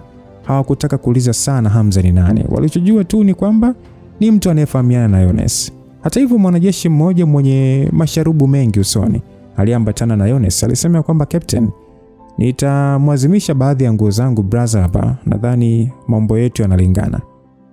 Yones akasema asante sana senior. Hamza naye akajibu kwamba asante sana brother. Hamza alijibu hivyo, ambaye baada ya kuangalia mavazi yake yaliyokuwa yamechanika sana aliona ngozi yake ikionekana wazi. Basi jamaa akasema kwamba mimi bado ni mdogo sana kuliko wewe, unaweza kunichukulia tu kama mdogo wako, jina langu ni Mswaki. Hamza mara baada ya kusikia hivyo hakujua acheke ama alie. Alijua kwamba kama angemwambia bwana huyo umri wake haujafikia hata miaka 30, huenda angedhani anaota. Haikupita muda mrefu, Hamza alikabidhiwa mavazi na afande Mswaki. Kwa kuwa asingebadili mavazi hayo nje, ilibidi afuatane na Yones mpaka kwenye hema lake. Sasa Yones akasema kwamba hakuna wanawake wengi sana hapa. Wapo wadada 3 tu wanaojitolea na wote ni madaktari na manesi. Wako busy sana sasa hivi, kwa hiyo unaweza kubadilisha tu hapa kwanza. Aliongea Yones. Hamza akasema kwamba nimeshukuru sana kukutana na wewe Yones. Katika mazingira kama haya, yani nashukuru sana. Kilichotokea ni story ndefu sana, kwa hiyo haikuwa rahisi kukuelezea tukio kwenye boti. aliongea Hamza akiwa na uso wa shukrani. Yones akasema kwamba huna haja ya kuongea sana, maana naelewa. Nitaenda kukuandalia chakula, tutaongea vizuri tukishamaliza kubadilisha. Naam, Hamza aliishia kutingisha kichwa chake tu huku akimwangalia Yones akitoka kwenye hema hilo. Muda huo aliangalia mazingira ya urembo uliokuwa ndani ya hema hilo. Alijikuta akivuta pumzi ya masikitiko huku akitingisha kichwa kama mtu anayejicheka mwenyewe. Alikuwa kama haamini kwamba baada ya kukabidhi mwili wake kwa pepo, alikuwa amekimbia kupita msitu wa Amazon wote na kuizunguka Colombia mpaka kufikia milima ya Andes, pembezoni kabisa mwa mto Magdalena. Sehemu hiyo bwana ilikuwa katika misitu ya kitropic yenye milima mingi na mabonde. Pia njia za maji katika eneo hili zima, yani lina mwingiliano wa ni kama kuvukana hivi. Ni eneo ambalo ni rahisi kulinda lakini ngumu sana kulishambulia. Na kwa sababu hiyo kulikuwa na kundi kubwa la majangili na wauza madawa ya kulevya walioliteka. Kwa ufupi, eneo hilo lilikuwa kama ni falme ya uuzaji wa madawa. Zaidi sana, madoni wa eneo hilo mara nyingi walitawala hadi wakazi wake. Kuna muda walikamata hata watoto na kuwalazimisha kufanya kazi za kuzalisha madawa ya kulevya. Unaweza kusema sehemu hiyo haifikiwi na sheria za nchi. Watu kufa eneo hilo ni kawaida sana, na kuishi hapo ni ngumu kuepukana na madawa, aidha kwa kuyatengeneza ama kuyatumia. Sio kwamba ilishindikana kuzima madoni wanaotengeneza hao madawa, ila ukweli ni kwamba walikuwa na hela chafu sana na walizitumia kuhonga vigogo wa serikali ili kulinda eneo hilo. Hivyo ukifika kwenye meza kuu za kiserikali, wapo watu wanaolipigania na matokeo yake ni ngumu hata rais wa nchi kutuma jeshi kulivamia. Lakini bado haikumaanisha serikali haikufanya kitu. Kuna muda ilijaribu kushambulia eneo hilo, lakini kabla hata wanajeshi hawajafika eneo la tukio, taarifa zilishavuja na kutokea mapigano makali sana. Wale waliojaribu kutoroka eneo hilo huindwa na madoni na magenge yao. Matokeo yake aidha walilazimishwa kurudi kuzalisha madawa ama waliuliwa wakileta ujeuri. Ni hivi karibuni hali ilizidi kuzorota upande huo na kufanya serikali ya Colombia kuomba shirika la kimataifa kutoa msaada wa uokoaji katika eneo hilo. Sasa swala hilo kwa Umoja wa Mataifa ulitaka washirika wa kinchi kuruhusu wanajeshi ambao wangependa kujitolea kutoa msaada, na ndio Yones alijitolea mara moja pamoja na wenzake kujiunga na vikosi vingine vya nchi shirikishi kutoa msaada.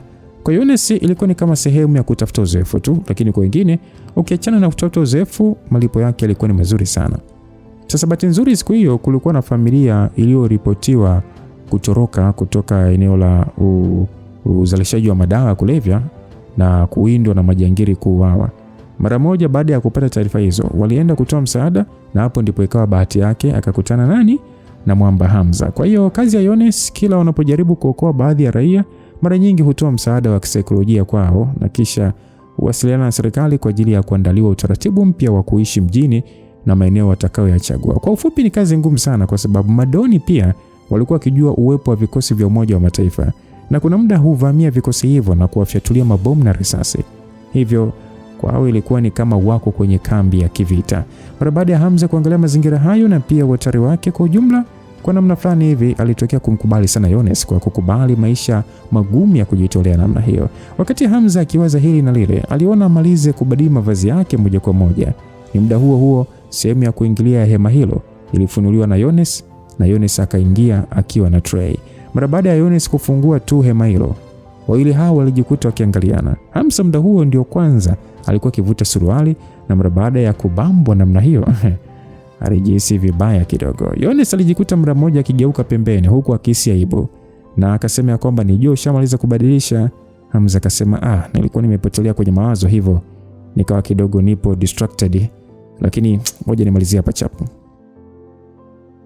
Ingawa ile hao walishafikia hadi hatua ya kushikana kiasi cha kutaka kuvuana nguo, lakini bado walihisi kwa muda waliokuwa mbali kumbukumbu zao zilifutika. Hali waliokuwa nayo kipindi cha nyuma na wakati huo iliwafanya wajisikie kutokuwa kawaida. Mara baada ya Hamza kumaliza, Yones naye alishatulia na kuweka tray la chakula chini. Yones akasema kwamba hali ya chakula cha huku ni kama unavyoona, mikate kwa sana na maji, kwa hiyo unaweza kupunguza njaa. Hamza alishia kuchukua mkate na kisha kutafuna. Akasema kwamba angalau huu mkate kuliko wale kambari wa bichi niliokuwa nikitafuna huko porini. Yones alishia kumwangalia Hamza na hali yake ya uhenga kwa huruma. Yones akasema kwamba imekuwaje lakini mpaka ukaja kutokea hapa? Yaani unafanya nini huko?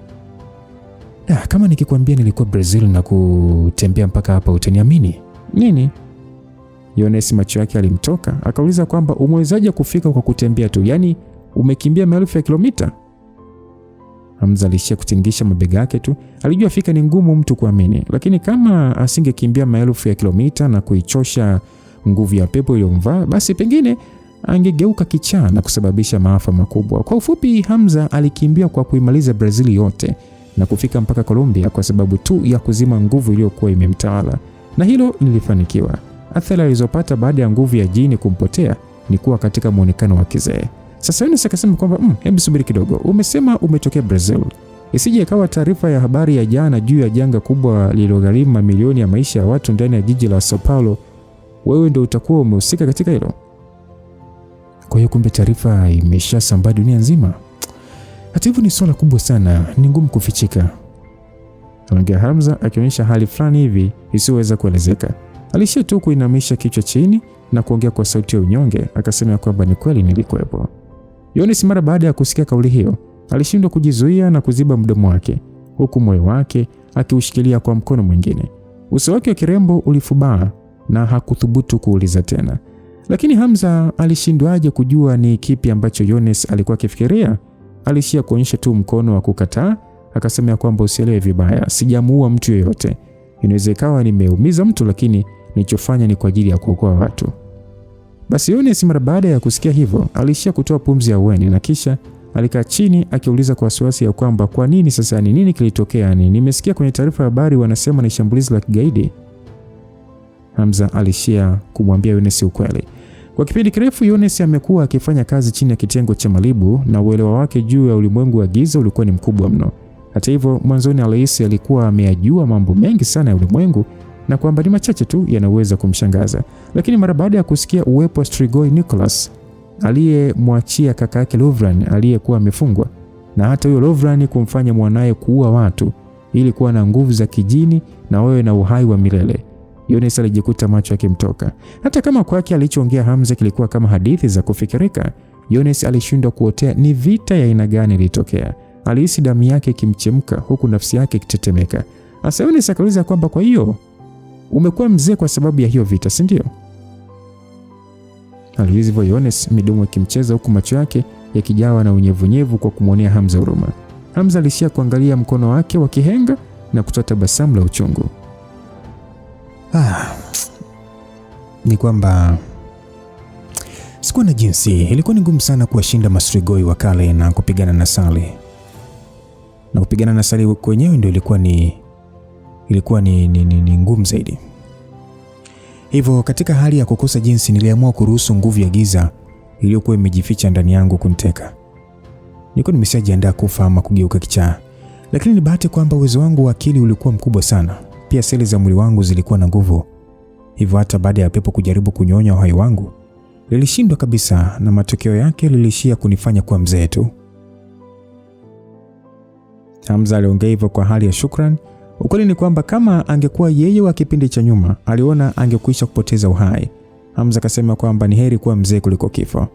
Basi Yones akasema kwamba ni kweli kabisa, umelipa kidogo kwa ajili ya kuokoa maisha ya watu wengi. Aliongea hivyo Yones, lakini alihisi sentensi yake imekaa vibaya, kana kwamba ni hakuwa kijali kuhusu uhai wa Hamza. Alishia tu kusimama huku uso wake ukipata moto. Akasema kwamba Hamza, usinielewe vibaya, ninachomaanisha ni kwamba umefanya kazi kubwa sana. Hamza kusikia hivyo hakujua cheki ya malie.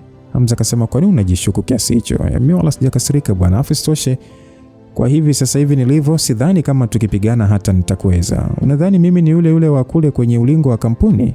Sasa hivi nguvu zangu ni kama za mkulima tu mwenye nguvu. Basi mara baada ya Yones kusikia hivyo, ingawa Hamza aliongea kwa uso wa tabasamu, bado alihisi huzuni kwa ajili yake kiasi cha macho yake kuwa mekundu. Hamza akasema kwamba Yones, una tatizo gani? Mbona unaonekana unataka kulia? Unanionea huruma ama? Hamza kuona hali aliyokuwa nayo Yones, kwa namna fulani hivi alihisi aibu. Kitendo alichokifanya hakikuwa 100% kwa ajili ya kuokoa watu pekee, bali ni kwa sababu ya kutaka kumwokoa Sali. Lakini muda ule ghafla Yones alisimama wima vizuri tu na kisha akampigia Hamza salute. Hey, wewe Mbona sikuelewi, yani unafanya nini tena?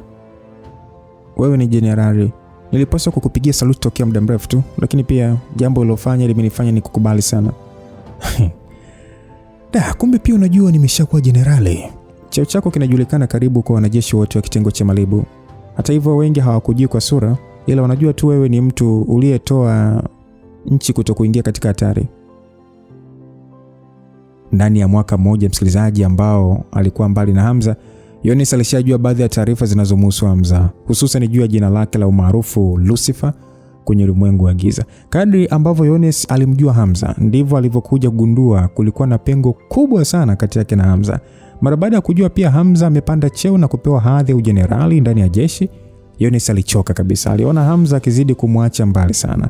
Matokeo yake alikata tamaa kabisa ya kuonana na Hamza na kuamua kujitolea kuja mpaka nchi hiyo kwa ajili ya kulinda amani chini ya Umoja wa Mataifa. Kwa ufupi, hakuwa na mpango tena wa kuja kukutana na Hamza. Hiyo yote ni kwa kuona kwamba Hamza hatakuwa akikosa mwanamke. Zaidi sana alijua hata kama akiwa karibu na Hamza, yani atakuwa yupo tu. Yani yupo ila kama hayupo. Sasa aliona kwa nini ajisikia hivyo. Ndio maana akaamua kujitolea. Sasa Hamza akasema kwamba kwa uhusiano tuliokuwa nao haina haja ya kuonyeshana heshima za kijeshi bwana. Yones akasema kwamba uhusiano tuliokuwa nao. Yones aliongea hivyo mara baada ya kusikia kauli hiyo na alishia tu kuminya midomo yake akiwa na hisia zisizoelezeka. Mara baada ya Hamza kuona muonekano huo, pale aligundua maneno yake yalikuwa ya ajabu kidogo. Alijiambia ni kweli, ni uhusiano gani anazungumzia? Uhusiano wa urafiki, mpenzi au nini? Ilionekana kulikuwa na ukuta kati yao, ingawa mwanzoni wote walikuwa na hisia za pamoja, hawakuwa na uhakika juu ya kila mmoja alikuwa akifikiria nini. Yones pia aliona ni kama hali ya hewa imekuwa ngumu, na mara moja alitoa tabasamu na kuuliza kwamba alafu vipi kuhusu Boss Regina na wengine? Hamza mara baada ya kukumbushwa kuhusu Regi, moyo wake ulijawa na wasiwasi mkubwa. Hakuwa akijua mwanamke huyo atakuwa katika hali gani wakati huo. Muda huo hakuwa na namna ya kuwasiliana na Regina kabisa. Aliona chochote kinapaswa kuwa juu ya uamuzi wa Regina mwenyewe. Alijua fika kwa hali ya Sally ilivyo, hakuwa hata na uhakika kwamba umoja wake wa Inferno utakuwa katika hali gani, wala washikaji zake. Sasa Yones akasema kwamba naona nimeuliza swali la kijinga. Sasa hivi mkurugenzi lazima atakuwa na wasiwasi mkubwa kutokana na kupotea kwako. Hebu ngoja, eneo hili mtandao unasumbua, ila tuna simu za satellite. Nitawasiliana na viongozi wangu ili wapate namna ya kuwasiliana naye na hata kukuchukua hapa na kukupeleka mjini ili uondoke kupitia ubarozini. Aliongea hivyo Yones, lakini Hamza mara moja alimzuia Yones. Hamza akasema kwamba no, usimwambie mtu yote kama nipo hapa, wala mimi ni nani. Lazima ili swala liwe siri. Yones akasema kwamba kwa nini sasa umepotea bila taarifa? Itamfanya Regina na wengine wote kuwa na wasiwasi mkubwa. Afu isitoshe, nchi yetu pia inakuthamini sana. Afande Simba na wengine lazima watakuwa na kutafuta. Hamza mara baada ya kusikia hivyo, mara moja alimshika Yones mkono na kumkalisha chini. Kisha akamwangalia usoni na akaongea kwa sauti nzito yenye msisitizo akisema kwamba Yones, hebu fikiria kwa umakini. Kama watu wa dunia wakijua nipo hai, lakini nimekuwa mtu wa kawaida, unadhani matokeo gani yatatokea? Yones mwanzoni alikuwa na wasiwasi kwa macho makali ya Hamza, lakini mara baada ya kusikiliza swali hilo na kulitafakari, mara moja alihisi ubaridi ukipita kwenye miguu yake. Hakuthubutu hata kufikiria kuhusu hilo. Hii yote ni kwa sababu alikuwa na hofu pia juu ya kile kitakachotokea. Sasa bwana, vita ya mahodari wa nguvu ilikuwa imetikisa ulimwengu wote wa giza na wa kawaida. Athari za vita hiyo zilikuwa ni za kutisha kama ilivyokuwa vita vya dunia. Ni vita iliyotokea kwa kushtukiza na kuisha kwa kushtukiza pia. Bila kujua, hatimaye siku 3 zilipita tangu tukio hilo kubwa kutokea. Upande wa kisiwa cha Toarani, anga lilikuwa ni la blue pasipo dalili ya wingu hata moja. Chini ya anga, sehemu ambazo zilikuwa zimeharibika zilikuisha kurekebishwa na wakazi waliokuwa na juhudi kubwa. Hata hivyo, viashiria vya kilichotokea vilikuwa ni vigumu kuviziba, kwani havikuwa tu kwenye vitu bali vilifikia hadi mioyo ya watu. Muda huo, upande wa ukumbi wa mkutano katika ngome ya kisiwa hicho, watu walionekana wakiingia na kutoka, wakitoa taarifa mbalimbali juu ya kinachoendelea ulimwenguni kwenda kwa bosi mkubwa kabisa wa Inferno. Basi kuna mtu mmoja alisema kwamba taarifa iliyotufikia hapa kutoka kwa watu wetu, idara ya ulinzi ya Marekani imesambaza vikosi vya Delta kuingia mjini Sao Paulo na maeneo ya karibu kwa ajili ya kufanya upekuzi kwa siri.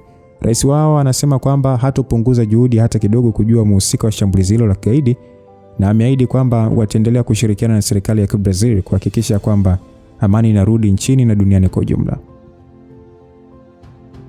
Basi taarifa iliendelea kutoka, msikilizaji, ikisema kwamba taasisi ya madhabahu takatifu wametoa ripoti rasmi ya kuanzishwa kwa kitengo kipya cha uangalizi kitakachokuwa na makao yake makuu Afrika, na mara moja kupitia kitengo hiki wametuma wawakilishi wa kudumu ndani ya bunge la Umoja wa Ulaya NATO pamoja na Asia. Wametoa tamko pia kupitia ibada iliyofanyika na kuomboleza waliokumbwa na janga lililotokea, na kutoa rai kwamba watatoa ushirikiano na vyombo vya usalama duniani kuhakikisha kwamba wahusika wote wa tukio la ugaidi lililotokea wanakamatwa na kutiwa nguvuni. Taarifa ziliendelea kutoka, msikilizaji, ikisema kwamba kupitia magazeti maarufu ya Strigoi kwenye mtandao wa dark web wamechapisha taarifa juu ya Alessandro na Stuart kurudi rasmi kwenye nafasi zao za uangalizi wa Baraza la Giza, lakini pia katika barua yao ya siri waliosambaza kwenda kwa SETI Association wamekataa kuhusika kabisa na kilichotokea nchini Brazil. Taarifa ziliendelea kusikika kwamba maveterani wote waliokuwa wakihudumu kama wanachama wa Old Ones waliojiunga kwenye makundi ya Golden, Ghostbred, Tiger, Sunsnake na baadhi ya makundi ya daraja ikiwemo umoja wa Baraza la Night Shadow wamekusanyika nchini Australia na kutangaza vita dhidi ya Sisi Inferno kwa kuhusika na mauaji yaliyotokea nchini Brazil. Basi msikilizaji, ilikuwa ni mfululizo wa taarifa mbalimbali kutoka kila pande za dunia, zile za ulimwengu wa giza na ulimwengu wa kawaida, na kila taarifa hakuna hata moja iliyowafanya watu waliokuwa ndani ya ukumbi wa mkutano kuwa na sura nzuri. Sasa ni muda huo bwana, kilisikika kishindo cha meza kugongwa kwa nguvu na sauti nzito ilisikika ikisema kwamba hawa na haramu hawa, hivyo nadhani bosi wetu amekufa. Wakati bosi wetu yupo, walienda kujificha kwenye vichaka, na sasa ametoweka, wanaanza kujitokeza tena, yani kama vile wana uwezo. Hawa watu wa Umoja Takatifu ni mabaki tu ya umoja wa mwanzo uliokuwa na nguvu. Hata kama wameanzisha kitengo kipya na kuwa na wanachama dunia nzima, bado hawezi kuwa tishio kwetu bwana. Watu wa Baraza la Giza, uongozi umerudi kwa wazee wa kale kwa ajili ya kuimarisha hali, na wanajitahidi kadri ya uwezo wao kujiweka mbali na kilichotokea. Kuhusu kwa hawa maveterani wa umoja wa zama za kale, wataalamu wao wakubwa walikwisha uliwa na boss. Bila msaada wa Mr. Black na White Queen, hawana uwezo wote zaidi ya kuwa chura tu wanaobweka gizani. Mbwa akibweka unaachana naye bwana. Maana huyo angati, wasio na nguvu siku zote wanachojua ni kuongea tu. Maneno hayo yote alikuwa akiongea Ezo au Bwana Aziz. Sasa Leviathan akasema kwamba muunzie, kumbuka pia mara ya mwisho watu wa Pentagon waliponea kwenye mikono ya bosi. Nadhani awamu hii wanaweza kufanya chochote. Ezo akasema kwamba hao ni watu ambao hawajawahi kuridhika na taarifa za kupewa tu bana, na hawezi kukaa chini. Ndio maana wametuma watu kwenda kufanya uchunguzi, si kwa ajili ya kuelewa juu ya tukio, bali wanachotaka kujua ni hali aliyokuwa nayo bosi wetu. Ikitokea hawana taarifa zote kuhusu yeye, kwa sasa hawezi kufanya chochote kwetu. Basi Barry, mzee ambaye anajulikana sana kwa kukopa, akasema kwamba mimi na wasiwasi hata utosi unaniwasha hivi kwa nini mpaka sasa hivi yani bado hakuna taarifa nzuri tu. Lengo hivyo Barry ambaye alikuwa akishika tumbo lake na macho yake yalikuwa na weusi kutokana na kutokulala. Leviathan akasema kwamba wewe mvivu wewe, hebu mbona unapiga makelele bwana, makelele nini? Kama ushaanza kuona woga, nenda zako Hollywood huko, ukaendelea na maigizo ya maisha. Barry akasema kwamba wewe angisi, hivi nadhani mimi nitawezaje kuwa na mood ya kula bata baada ya jambo kama hili kutokea? Wote hapa tuna wasiwasi juu ya hali aliyokuwa nayo bosi. Yaani mimi nimeshindwa hata kufumba macho kwa siku hizi chache. Sasa wakati akiongea hivyo, aligeuza uso wake na kumwangalia mwanamke mrembo aliyekuwa akitia huruma mwishoni mwa meza. Mwanamke huyo bwana alikuwa ametulia tuli, macho yake yalikuwa katika tafakari nzito sana. Aliuliza kwamba shemeji, hivi una uhakika kabisa bosi bado yupo hai na sio kama unatudanganya? Msikilizaji, mtu ambaye alikuwa bosi ndani ya ukumbi huo alikuwa ni Reggie. Mara baada ya kilichotokea Brazil, safari ya Regina ilikuwa ni kuja moja kwa moja mpaka kisiwani hapo kwa kutumia ndege yake binafsi. Kama mke wa Hamza, majamaa hao wa Inferno walimuonyesha heshima kubwa. Isitoshe, Reggie pia alikuwa bosi wa watu wa kisiwa cha bondeni na kitengo chake cha binamu pamoja na intelijensia ya jicho la anga, kitengo kinachochukuliwa kama cha daraja S kwenye ulimwengu wa giza. Hivyo kurithi madaraka ya Hamza Hakukuwa na hata mmoja aliyepinga. Macho ya Reggie yalipitia mmoja baada ya mwingine waliokuwa ndani ya eneo hilo. Kisha kwa sauti ya wazi kabisa Reggie akasema kwamba chanzo changu ni cha uhakika. Haijalishi hali yake ya kimwili ipoje kwa sasa, lakini angalau bado yupo hai. Msikilizaji, chanzo cha Regina kuweza kuwa na uhakika na kauli hiyo kilikuwa ni kupitia Genduleza, kwa sababu mwanamke huyo mchawi wa Kongo bado alikuwa na connection na usinga wake, ikimaanisha bado ulikuwa hai. Kama Hamza angekufa, connection ya usinga wake ingepotea pia. Reggie akasema kwamba hivyo anahakikishia, ijapokuwa sina namna ya kuwathibitishia, ila na uhakika Hamza yupo hai. Basi Berry akasema kwamba Shem, kama una uhakika bosi wetu yupo hai, kwa nini huchukui hatua za kwanza kumtafuta? Katika swala zima la kutafuta watu, ni nani wa kuzidi kitengo cha binamu kupitia intelijensia yao ya jicho la anga, kitengo ambacho kipo chini yako? Reggie akajibu kwamba ni kama ambavyo nimekwisha kusema, hairuhusiwi mtu yoyote ndani ya Mfeno au washirika wetu kumtafuta mume wangu alipo. Watu wa jicho la anga pia nimewapa amri ya kutokufanya uchunguzi wote juu ya mume wangu. Baada ya kuongea hivyo, Reggie akauliza kwamba Shem, kwa nini? Katika hali kama hii, kama bosi asipotokea au kufahamika alipo, swala kubwa linaweza kutokea. Sisi kama Mfeno tumevuna rasilimali nyingi sana za dunia. Wapo watu wengi sana wanaotuangalia kama nyama iliyonona. Hawezi kutuacha hivi hivi pasipo kuchukua hatua. Leviathan akasema kwamba ni kweli kabisa shemeji, vijana wangu pia wametuma ripoti kwamba baadhi ya maharamia wameshaanza kusogea. Taarifa za kupotea kwa bosi zimesambaa kama moto wa kifuu. Alingwa hivyo Leviathan pia akionekana kuunga mkono kauli ya Berry. Sasa Smarties akasema kwamba hebu kaeni kimya basi nyie bana, shemeji upo sahihi. Watu kama nyie mnaofanana na samaki aliyekauka, mnawezaje kulinganisha maamuzi yenu na yake? Aliongea Smarties aliyekuwa kimya muda wote. Basi Leviathan akasema kwamba wewe mchafu wa roho na tabia, unamaanisha nini kuongea hivyo? Basi Regina akasema kwamba jamani, inatosha, haina haja gombana. Nadhani sijaeleza tu kwa namna ya kueleweka vizuri na Berry na Leviathan wakanielewa. Basi Reggie akajibia kwamba samahani shemeji, lakini kama hauna mpango wa kumtafuta bosi, ni kwa sababu unajua alipo au una mpango mwingine wa siri? Reggie akajibu hapana, sina mpango wa siri na pia sijui alipo. Berry akasema sasa kama ni hivyo, kwa nini sasa unakataa kumtafuta? Aliuliza Berry aliyeshindwa kuelewa. Regina aliishia kusimama kisha kutembea mpaka dirishani na kuangalia upande ambao ni kama anga linaonekana kugusana na bahari, na kisha akasema kwamba mfikirieni kwa makini. Kama bosi wenu yupo hai, unadhani hajui kupotea kwake kunaweza kuwa na tatizo kubwa kwenu na familia yote? Leviathan akasema kwamba lazima anajua hilo, bosi ni mtu anayejali sana. Reggie akauliza okay, kama anajua hilo, unadhani kwa nini hajatafuta mpaka sasa wakati bado yupo hai? Au hata kuamua kurudi? Aliuliza Regina. Kila mmoja alionekana kuwa kimya, ni kama hakutegemea swala hilo. Asa Berry akasema kwamba isije ikawa ni kwa sababu bosi amepatwa. Aliongea Berry lakini alishindwa hata kumalizia. Uso wake uligeuka huku kwa wakati mmoja akionekana kumwelewa Regina. Na baada ya hapo Regina akasema kwamba haijalishi sababu yake ni nini, kama yupo hai na bado hajawasiliana na sisi wala kujitokeza, basi lazima ana sababu ya kufanya hivyo. Lazima atakuwa katika hali ambayo hataki watu waifahamu. Kama tukianza kumtafuta, unadhani tutakuwa tunamsaidia? Leviathan akasema kama kweli kaamua kujificha, lazima itakuwa ni maamuzi sahihi aliyoyaona. Lakini vipi kama alikuwa anahitaji msaada wetu? Aliongea Leviathan. Regina alishia kuvuta pumzi kama vile anajisikitikia yeye mwenyewe. Kisha akaongea na macho yaliyojaa baridi akasema kwamba kama yupo kwenye matatizo ambayo hawezi kuyatatua, basi hata sisi hatuwezi kufanya chochote.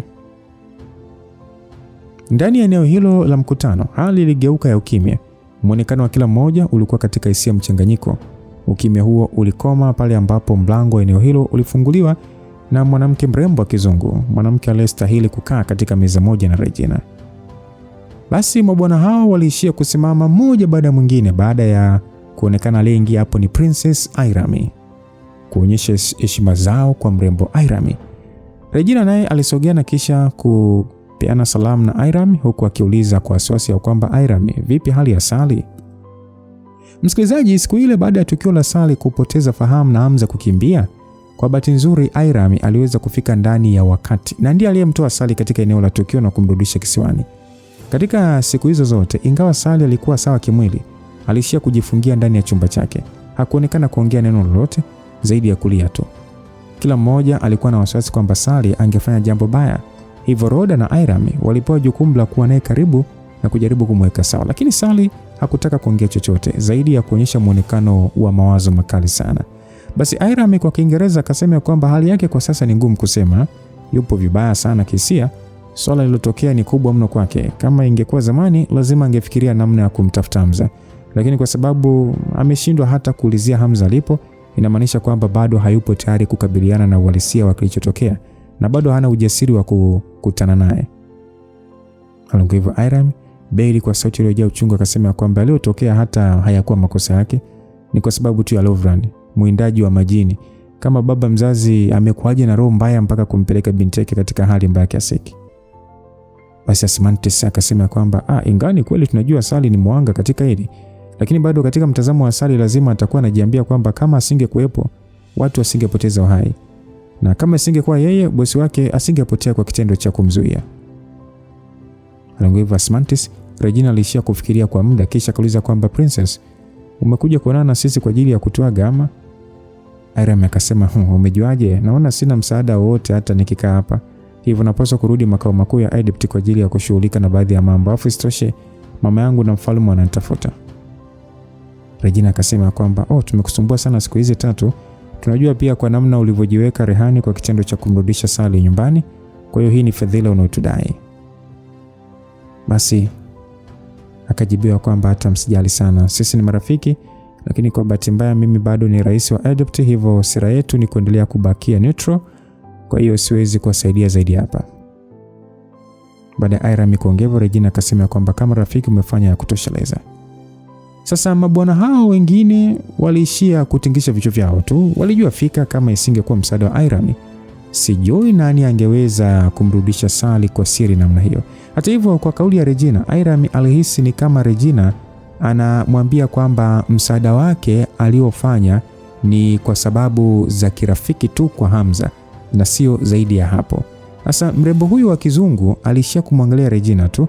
Muonekano wake licha ya kujaliwa akili nyingi ulionyesha kwamba alishindwa kabisa kuona Regina alikuwa akifikiria nini. Sasa muda huo Leviathan alishia kumshika Barry kwa dole gumba, akimtikisa kwa utani akasema kwamba wewe mvivu, si uko vizuri sana kwenye kuongea na wanawake na kuwabembeleza. Kwa nini usiende kuongea na Sally na kumwambia hatumlaumu kwa kilichotokea? Na pia bosi wetu anafikiria kama sisi. Mwambie pia bosi upo hai. Aliongea hivyo, lakini Barry alishia kuondoa mkono wa Leviathan na kukataa akasema kwamba wewe mwache zako bwana wewe. Kuna wanawake katika dunia hii ninaweza kuwabembeza, lakini Sally sio level zangu. Barry akaambia kwamba wewe ni takataka isiyo na maana. Kila jambo muhimu unageuka takataka tu yani. Basi Barry akajibu kwamba na wewe mnuka shombo una maana ipi sasa? Sasa hivi watu wote matajiri wa dunia, watu wenye madaraka na watu maarufu wanaulizia juu ya alipo bosi. Unadhani ni nani hapa mwenye uwezo wa kuongea nao na kuwatuliza kama sio mimi? Mabwana hao walitaka kuanza kuchinjiana, lakini walikatishwa na ujio wa Roda aliyekuwa akipiga makelele kutoka nje. Roda kwa nguvu akasema kwamba hali ni mbaya, hali ni mbaya. Aliongea akipiga makelele na akawaambia kwamba jamani, Sally kaloki mlango kwa ndani na anaonekana kabisa anataka kujitoa uhai. Nimeshindwa kabisa kuongea naye kumshawishi asifanye anachotaka kufanya. Basi kila mmoja alishtushwa na habari hiyo na mara moja walikimbia wote kuelekea chumba cha Sally. Regina na Hiram pia walishia kubadilishana muonekano wao na kisha wakaelekea huko. Muda huo waliposogea karibu na eneo la chumba cha Sally, kulikuwa na nguvu kubwa mno ya kiroho. Yaani ni kama vile Sally alikuwa amejiwekea ukuta wa kuzuia mtu yeyote kusogelea chumba chake. Ezo na Asmantes walijaribu kusogelea, lakini walipopiga hatua tu walisikia kizunguzungu na kuishia kurudi nyuma. Hiram akasema kwamba kizoezi cha fikra kinatokana na nguvu kubwa sana ya akili yake. Ndio maana nishati yake ya kiroho ni kubwa namna hii. Sijawahi kuona nguvu ya kiroho yenye mkandamizo namna hii. Basi Roda kwa Sosa akauliza kwamba tunapaswa kufanya nini hata kama Princess Hiram hawezi kuingia. Roda aliuliza kwa wasiwasi. Hiram alishindwa kujua cha kufanya.